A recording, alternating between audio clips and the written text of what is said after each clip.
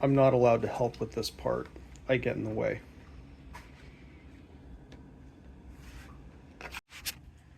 Good. Now, you need to get the Amish paste. We're going to open that up.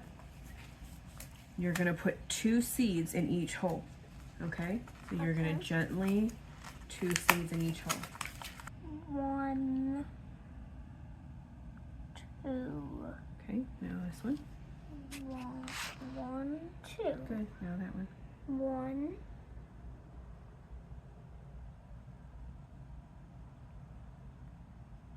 2. Okay, so now. All right. So, apologies for my voice. I've been sick for about a week, but we got to get stuff going out here. Got a couple of hog panels that came off of the planters when we put the new one up. You can see that we've gotten plenty of water.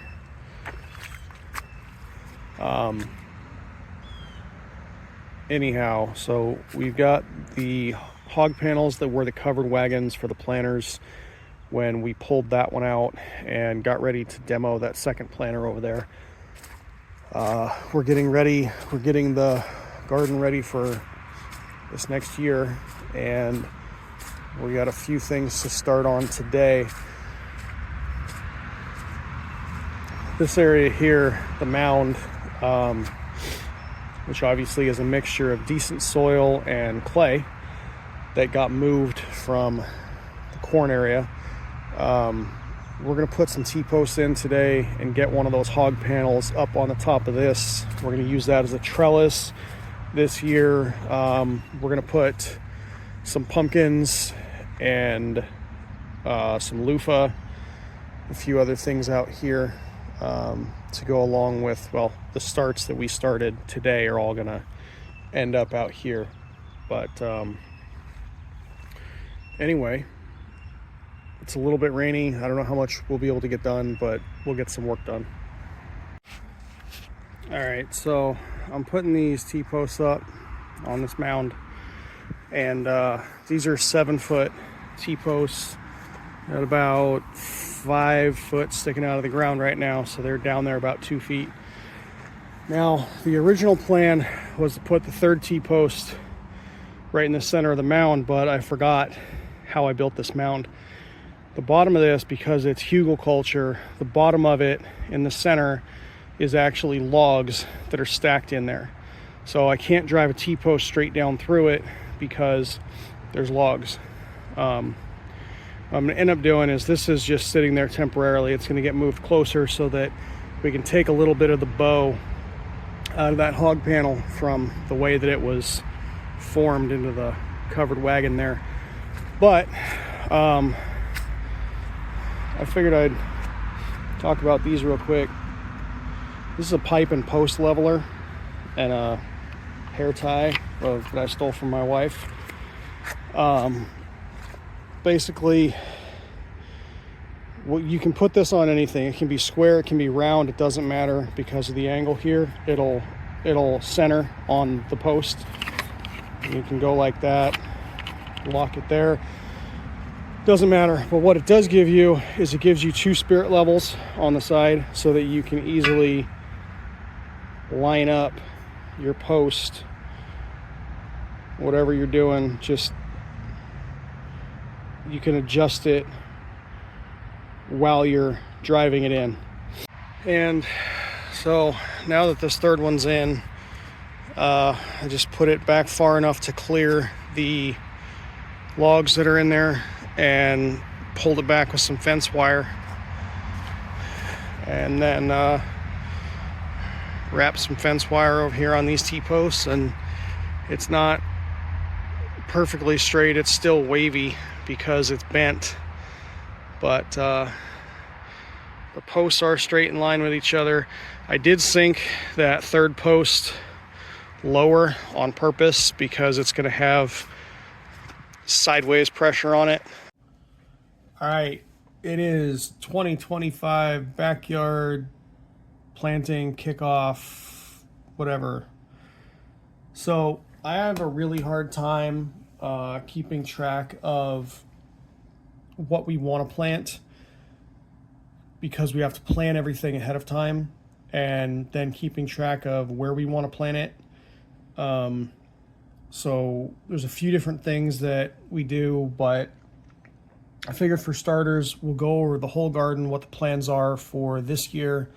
We're finally getting to a point where we can cut a few things down. We've learned enough about the climate here and what works and what doesn't, and what we like and we don't like, that we're simplifying some of the things for this year. And you know, even though we've planned this out and it's kind of been planned for months, some of it's already changed. So we have the bins here that we had planned on, or that we've had for years. This patch is the cornfield area. We are still planting corn there, and there will be beans going in with the corn. These little boxes that we have marked out here are the portable, like 1x2 herb boxes that we have that we can move around in the yard. The plan here was to take a pallet like we did with potatoes last year. We had a pallet with 5 grow bags on it, and we did potatoes in there. The plan was to try and do the same thing with another pallet for carrots this year.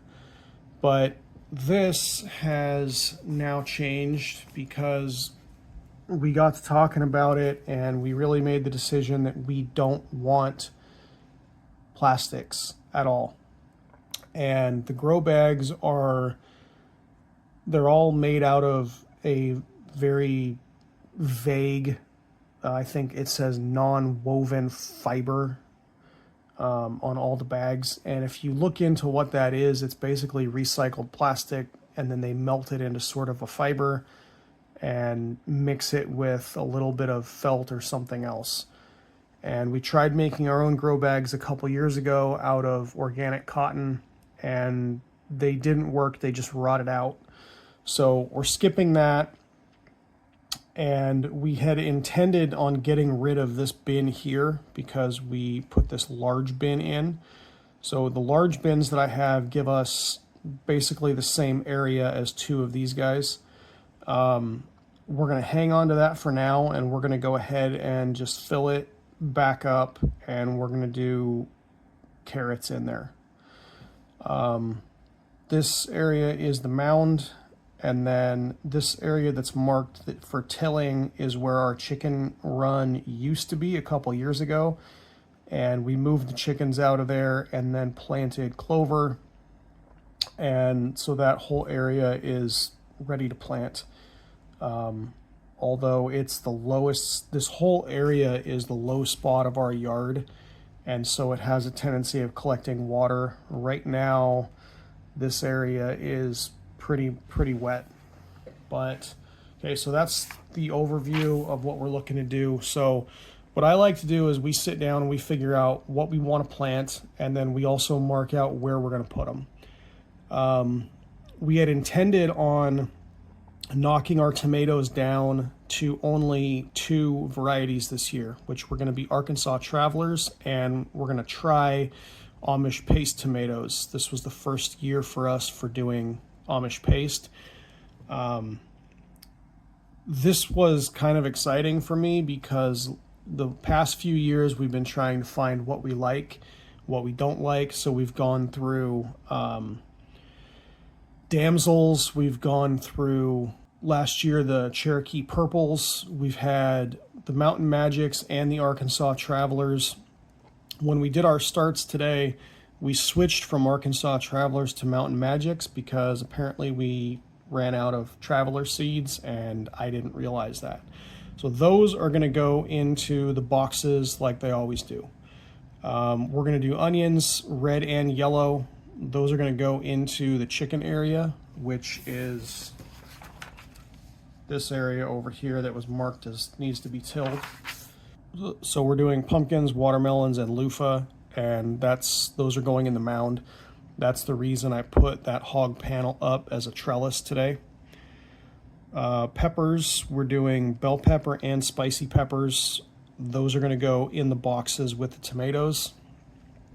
Potatoes and carrots, see, and even these are still marked as bags because we wrote this plan out a couple weeks ago and haven't updated it. Corn and beans are going to go in the field. We're going to have peas later this year. Those are going to go in one of the boxes once something else comes out. And then miscellaneous herbs will be put into the herb boxes so that we can move them around if necessary. There will also be marigolds in these bins. That's part of our companion planting process. So we're also going to have sunflowers, and that's going to go on the back part of the property. It's the only place where they won't kill any of the other plants, and they'll get full sun.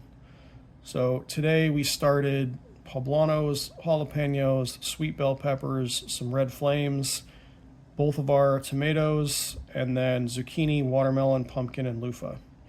And if you're paying attention, even though we have zucchini on here that we started, we don't have zucchini on the front page, and that's because this is only for the backyard. We have our squash in a couple of those large bins in the front yard, and for the most part that doesn't get included in too many videos that I do because it's in the front of the house, and we kind of use that. It's more of a chaos garden out there. That's less planned out than this is, even though we also know it's pretty much squash is the only thing that goes out there. So this gives us an idea of what we're doing, where we're going to do it, and then we can keep track of it from there. When we actually put stuff into the bins, I take a sheet like this and I mark out what we put in there and where we put it. So if you look at like February of 24, initially we had beets, onions, arugula, hot peppers, more peppers, onions and marigolds, tomatoes, and this helps us not only make sure that we can keep track of everything, because even if you put the little plant stakes in there, a lot of times the sun will bleach the marker off of it. But what this allows us to do is I can go back and say, okay, well, last year we had tomatoes in these bins. So this year I'm going to put tomatoes in these bins, and I'm going to put something else in these bins. So even though the bins are staying in the same location and we're not switching out the soil, we can still shift the nutrient load around. And I mean, everything is going to end up getting probably some rabbit poop in it for fertilizer, but it's just one more thing that we can do to move the soil around and try and keep things working. So anyway, when we actually plant, we'll throw this, we'll mark it up in here.